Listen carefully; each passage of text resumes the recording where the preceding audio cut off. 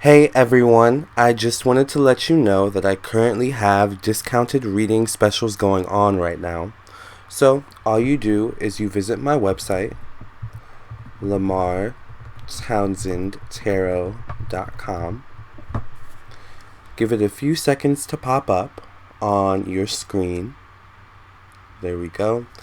And then we look over here and we have the specials and discounts page. So we click this link at the top of the page. It'll take us to the specials and discounts section. And this is the current special that I have going on. Now, of course, you can always routinely check my website and my specials and discounts page to see if I have any new specials going on at any given time. Of course, I do have regularly priced offers as well. But if you're ever short on cash, as we all are sometimes, and you need a reading, please check out my specials and discounts page, alright, and see what offers I have going on there. Thank you so much for listening and watching. I can't wait to read for you, and I look forward to your support, and I thank you for your support, and I look forward to conversating with you and doing your reading, okay? Namaste, love, and light. If you have any questions, please check out the FAQ section on my website, the personal ethics section, the blog section, and of course, the reviews and personal reading testimonial section as well. The zodiac signs with the hardest or the most difficult lives or hardships in life. Now, of course, we are all prone, or mostly everyone, no one is exempt from hardships or difficulties in life, but some zodiac signs are more prone to, difficult or unexpected times due to planetary attributes or, certain energies that the zodiac signs or the planets carry. So, with that being said, we also have to take into account that we're not just our sun sign. For example, when someone asks you what is your zodiac sign, what they're typically asking is what is your sun sign, knowingly or unknowingly. And our sun sign is just the placement of where the sun was at the time we were born in the sky, okay? But we also have a moon sign, we also have a Jupiter sign, Venus sign, Mars, and so many other placements in a birth chart. So you can't just take into account what your sun sign is. You can be a Cancer sun, but Scorpio moon or something like that. So take that into account as well, as we talk about this topic. But moving on, in my opinion, these are the zodiac signs that are prone to more hardships or difficulties in life due to planetary energies, okay? So Aquarius, Scorpio, Capricorn, Cancer, and Pisces. So Aquarius is ruled by Uranus and Saturn. And Uranus rules change, it rules unpredictability, it rules technology, innovation, forward movement, okay? It also rules how we work in groups and how we approach our personal goals and aspirations in our life, our true sense of inner purpose, and also our friends and acquaintances. Now, Saturn rules our career, profession, status in society. It also rules our sense of responsibility, okay, and our reputation. So when it comes to Aquarius, is based off Uranus energy alone, it can be very, very difficult, but Saturn itself can also be difficult as well. Saturn also rules restrictions, it rules time, karma, things like that. So Saturn is not the type of planet that's fluffy and airy, maybe like Venus, it's all about, working together in harmony and things like that. Saturn is more so concerned with, getting the job done, no complaints, and doing it again tomorrow at the same time, right? But Uranus, interestingly enough, I said Saturn, rules restrictions. Uranus actually cannot stand restrictions. Uranus hates to be confined. Uranus loves to do things in a new and innovative way, whereas Saturn rules the traditional kind of route. So with this dichotomy of energies with Saturn and Uranus, can be quite difficult for Aquarius to deal with, in general. But Uranus has the energy of sometimes just creating unexpected events, unexpected occurrences in one's life. Excuse me. And these can be good events, these can be not so good events, depending on, which way the tides are turning and the force behind the tide, right? So, with Aquarius is, they sometimes have to deal with kind of always living a little bit of an unpredictable life, up today, maybe down a little bit tomorrow, secure today, maybe not so secure, next year. It's like, Aquariuses are always kind of equipped for any abrupt changes or any, unexpected circumstances, because Uranus just kind of prepares them for that. For example, if you ever notice anything prominent going on with Uranus, for example, by the time I'm filming this video, at the time of me filming this video, Uranus is currently in Taurus. So, with Uranus, in Taurus, we can expect changes. Venus rules how we make our money, how we spend our money, our friends, relationships, our romantic department in our life. We can expect unexpected changes in those aspects of our life due to Uranus being in Taurus, and Uranus being the planet of change and unexpected change. So, I mean, that can be a very difficult thing where, Uranus rules change and Saturn rules stability. Saturn is always working towards some type of stability to secure itself, secure its roots in the ground. And then here comes Uranus snatching the roots up, and it's like, actually, let's go over here. And suddenly you have to rebuild everything all over again. So that can be very frustrating and difficult to deal with. And this is not, just applicable to, our, resourceful, stability-centered areas of our life. This can also be, in our relationships. Our relationships, can change with Uranus as well, like I was saying with Uranus and Taurus, and that can be difficult to deal with, which is one reason why Aquarius is actually can have difficulty in one-on-one relationships, because they're always looking for change. They get bored really easily. So Scorpio is ruled by Pluto and Mars. So Pluto rules the subconscious. It rules what lies hidden beneath the surface, and it also rules transformation, evolution. Okay, Mars rules how we assert ourselves. It rules our self-image. It rules how we go after what we want, our will to succeed. It also rules our aggressiveness, things like that, sports. So with the Scorpios, Pluto by its own accord can be a very, very difficult energy to deal with. Now, I'm saying this as, by the way, I have Aquarius in my 6th house, but I have Scorpio in my Venus, Scorpio in my Pluto, Scorpio in my 4th house. Oh my gosh, I have Scorpio all throughout my chart, and I think Pluto is one of the most dominant planets in my chart. Pluto is all about transformation, evolution. So with Pluto, you're never going to stay the same. How you are today, you can guarantee with Pluto, it's not going to be how you are a year from now or 2 years from now. Hopefully for the better, but sometimes it can be for the worst. All right. Sometimes with Pluto will take you to the deep, darkest depths, in order for you to get your kind of wake up call before you kind of get to that kind of Phoenix stage, all right, of the Scorpion, kind of totem pole situation, right? So, with Scorpios, change can be very difficult with Pluto. It's not unexpected, like, it can be unexpected, but it's not, how do I say this? It's not it's not as easy maybe to maneuver, or it may require deeper thinking than being quick on your feet with kind of Uranus type of change, right? But when it comes to Pluto change can hit deep to the core. Pluto change brings with it typically a lot of lessons. One theme for Scorpios is, or certain themes you'll find is abandonment, betrayal, trust issues. Because sometimes in order to learn lessons, you have to go through some pain, right? But the thing about Scorpios, like I was saying, is that, pain makes them stronger. Tough times does make them stronger, especially with Pluto energy. With Pluto, it's a spiritual thing. With Pluto, it's all about learning to be self-reliant, learning to be your own guru, be your own messiah in a way, not be your own god necessarily, but, in, certain religions, we are all gods, since we're a part of the greater, most all-knowing God, right? But anyways,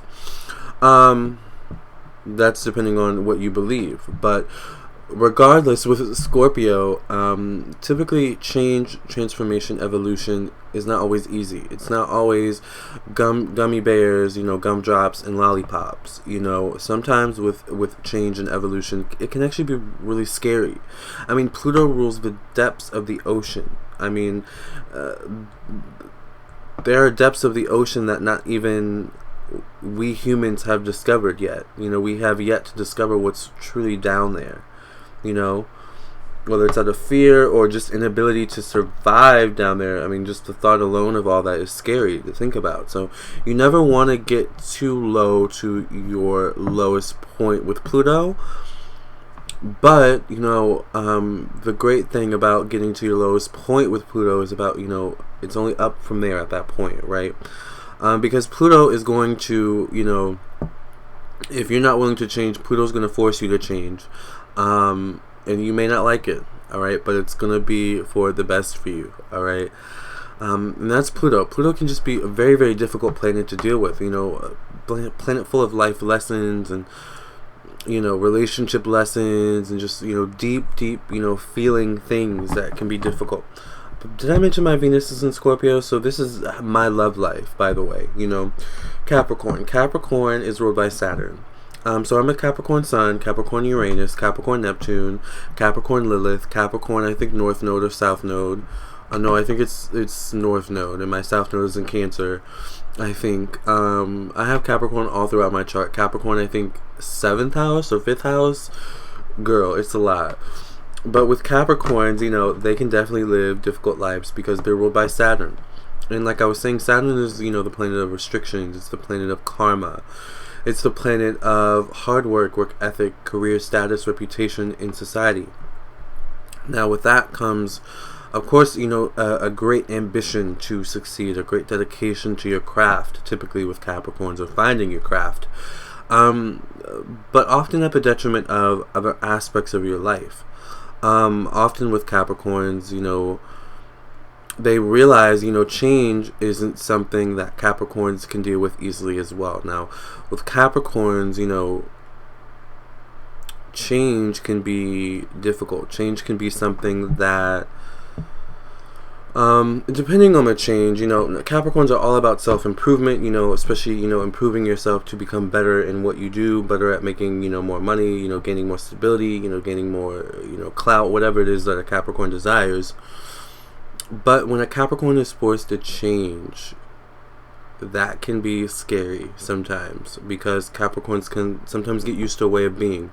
For example, Capricorns can be such workaholics that suddenly when they look around and want someone to kind of be with them or talk with them or, just be there for them, they have no one there because they, have just been working so much. They didn't realize that they had to change the way that they were living their life, the way that they were interacting with people and dealing with people in order to attract people into their life. They had to change, the way that they maybe even felt about people. Capricorns can be very pessimistic and have trust issues as well. Not to mention Saturn is considered the father of the Zodiac, and Saturn and the father can be associated with, disciplinarianism, and if that's even a word. But it can also be, Saturn can also be very tyrannical, very dictatorial, authoritative, alright? And, Capricorns can sometimes come off this way as well. Or just, often attract these types of situations into their lives where other people are this way with them. But often Capricorns, if they don't have a difficult hand at life, growing up, because their childhoods can be rough, Saturn, like I said, it's like, building the diamond from the rough. So it's like you start out as a little rubble or whatever diamonds are made from, and then, eventually you're kind of, shaped and shifted and, sandblasted into a diamond with Saturn.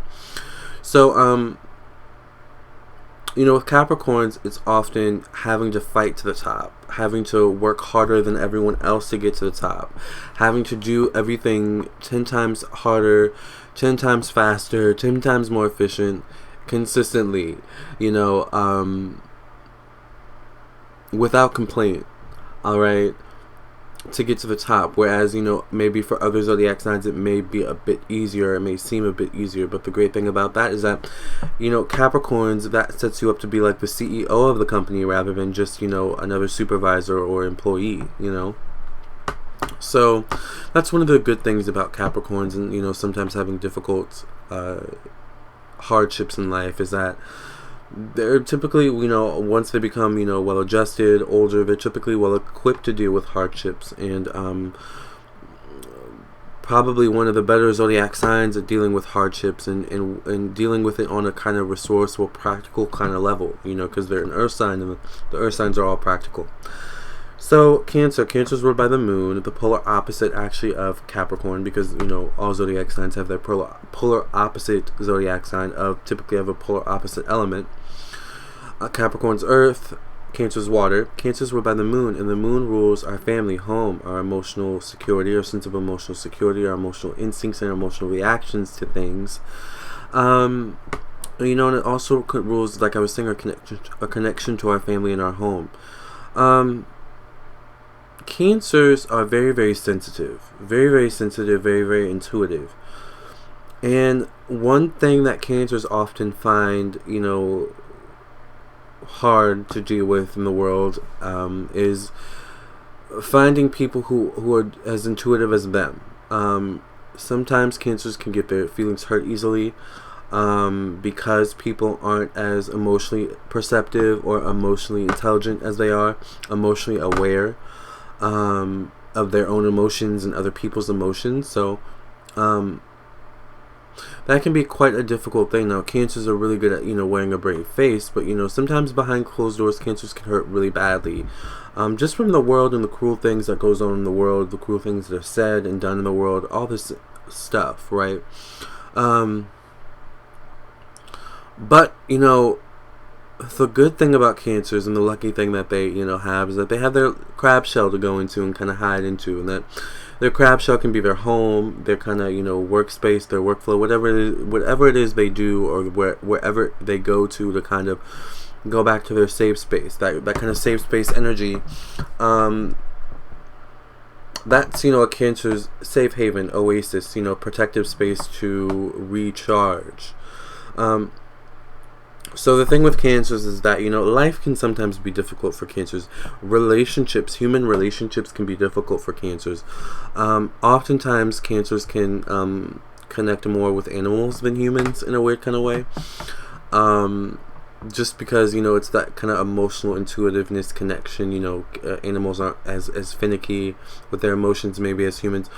And you have to remember that the moon is all about emotions. So Cancers, everywhere they go, they take their emotions with them. They can't shut them off as easily as other zodiac signs. So they're always in tune with their emotions. Therefore, they tend to always be in tune with other people's emotions, especially those that they love and care for. Now, if only those people that they love and care for would be as in tune with Cancer's emotions as Cancer is in tune with their emotions. Cancers can be very, very expectant of people to kind of, in a way, intuitively know how they feel, you know.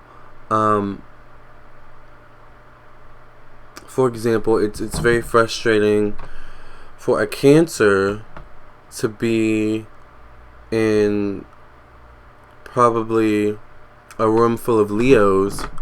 The Leos ruled by the sun, you know, the moon is the ruler of Cancer, especially if that Cancer is not feeling the best. All right, like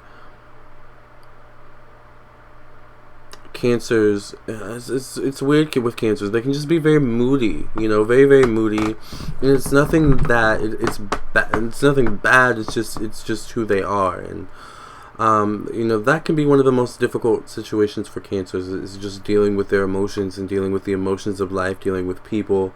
You know, these types of things can be so just annoying for Cancers to deal with, and but their saving grace is their oasis, their crab shell, you know, that they kind of crawl back into, and then they come back out and deal with the world all over again. Now, it's interesting when you find Sun in Cancer, because Cancer actually, you know, the moon actually hates being in the sun placement. So, you know, the sun, Cancer, if you have a Cancer sun, technically, your sun sign is in detriment. All right, Cancer is in detriment in the sun because the Cancer, the moon prefers to be in the moon. It doesn't prefer to be in the light, shining brightly where everyone can see it, everyone can touch it and bother it. No, it would much rather be in the moon, amongst the darkness, amongst the calm, when, only there's a few people on the beach, or, not so many people, as during the daytime, because the moon does rule the tides of the ocean, it rules water, all right, which is often why Cancers are synonymous with emotions and being emotional, because they're a water sign, right? But I mean, think about it. Like during the daytime, there's tons of people on the beach. The crabs even are so angry. They get so ornery with everyone. Snipping at people. Because they're all on their land. And then, at nighttime, things are more calmer. There may be a few people on the beach just chilling, doing their thing, but the energy is much more calmer, cooler. That's Cancer. That's where they prefer to be, not in the sun. So, not saying if you have a sun in Cancer, you automatically have a difficult life just because of that placement, but it can definitely be a difficult placement. Also, 5th house in Cancer can be a bit difficult placement too, because 5th house... Sorry, the 5th house is ruled by the sun. The 5th house is the house of romance, creativity, things like that.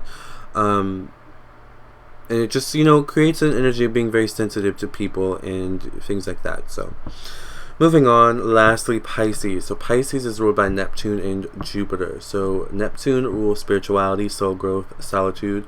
Our hidden strengths and weaknesses are... also our sense of creativity, all right, and things like that.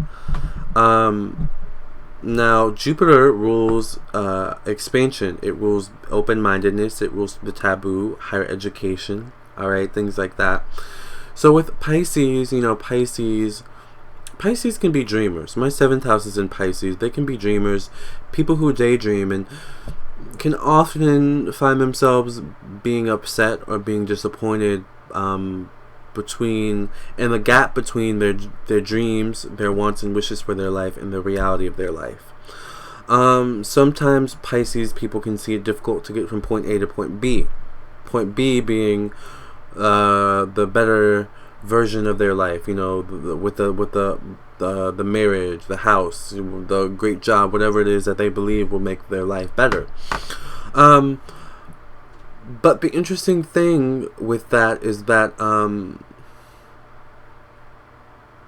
sometimes Pisces can psych themselves out. Now they're symbolized by the double fish. So, one fish, two fish, right? Now with Neptune rules spirituality, soul growth, and solitude. So oftentimes Pisces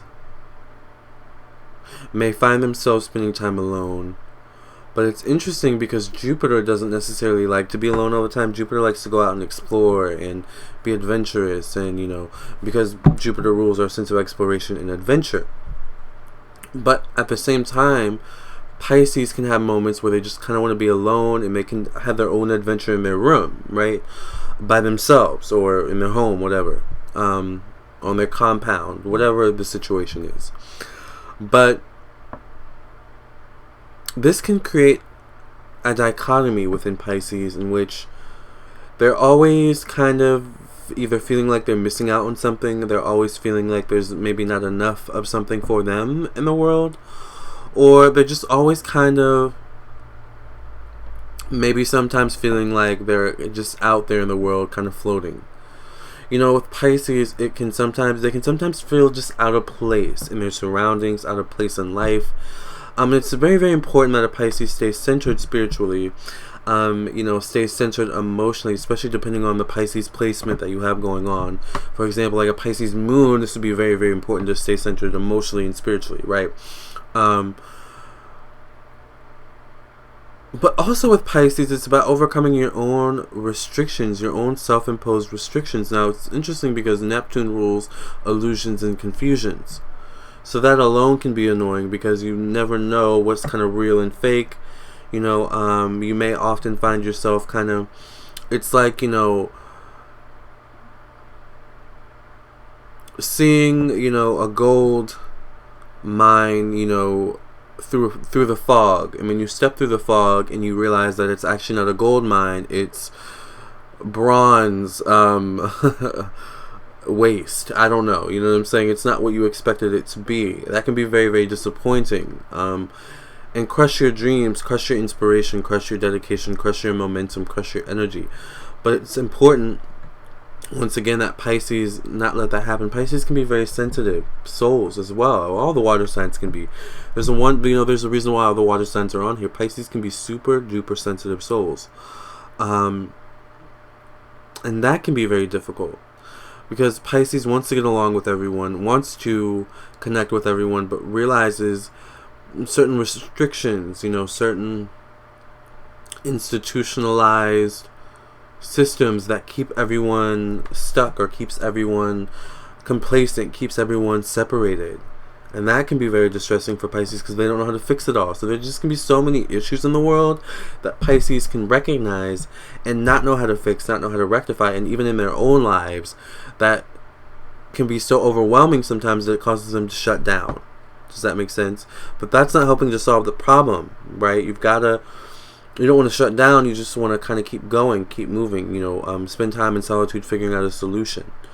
But the thing with Pisces is that, you know, yes, they have Neptune, which rules solitude, but Neptune also rules escapism. So, you know, sometimes Pisces can be prone to escapism and procrastination and things like that, which once again is further making the problem bigger. You know what I'm saying? So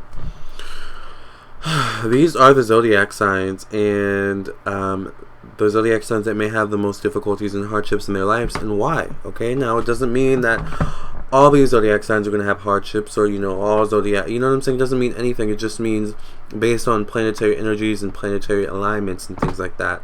This is the energy that sometimes these zodiac signs, or people who have these prominent zodiac sign placements in your chart, can deal with, and why. Alright, so if you've ever thought maybe of why you have certain situations, you know, difficult situations, and you're one of these zodiac signs, maybe that explains it. I already knew this. I'm a Capricorn, honey. So, yeah, but I think I have all these zodiac signs all throughout my chart. So, but, you know, what doesn't put you in a state of disability, because I don't want to say what kills you. I don't like that phrase. Makes you stronger. Alright? So what doesn't paralyze you, what doesn't stop you, just makes you stronger. Alright? In the end. So, if you would like to elaborate, please contact me on my website, LamarrTownsendTarot.com. I would love to read for you. I don't hate everyone, but I do love Daria. Alright? I grew up watching her. I love her. I'm a 90s baby. But, if you would like to elaborate, contact me on my website, LamarrTownsendTarot.com. I would love to read for you. I do birth chart readings, individual birth chart readings, regular compatibility birth chart readings, where I focus on the overall compatibility between you and another person. And I also do love compatibility birth chart readings, where I focus on the love aspects, such as the Venus, the Moon, the Mars, the Mercury, the 7th, the 5th house. Things like that. I also do business birth chart readings for your children, and so much more. I also do psychic tarot readings. I do video readings, which I currently have a special on, so check that out on my website, LamarrTownsendTarot.com. I have a discounted special on video readings. I also do phone readings and Skype readings, which are a bit more expensive. I do one-on-one Facebook, Instagram, text readings, okay, where you just send me 3 questions, pay $20, I answer them for you, send you the pictures of the spreads, and so much more. So check all those out. I also do email readings, so check those out on my website, LamarrTownsendTarot.com, and all the rest of my services. And also, I would love it if you would subscribe to my YouTube channel, hit the bell next to the subscribe button so that you get a notification whenever I upload a new awesome video. Thank you so much. Also, please purchase my ebook, Zodiac Signs, Sex Language, available now on Amazon and on my website, okay, LamarrTownsendTarot.com. Thank you so much for your support. Love and light. Namaste. Have you been wanting to get a reading from me? Well, it's easy. Let's go through it together. So all you do is you visit my website, LamarrTownsendTarot.com, and you can visit the site on your computer or on your phone. And you click the store button right here at the top of the page. And here are all my services that I offer. I do candle offerings and all different types of birth chart readings and psychic tarot readings, messages from your spirit guides, and so much more. So you click the one that you want. You click the Pay with PayPal button, and it'll take you to the PayPal page where you can pay for your reading. Now, you'll hear from me within 24 hours, for your reading confirmation, and then I'll get your reading back to you within a 48-hour period. Usually, it's, a day or less, okay? So I look forward to reading for you. Thank you for your support.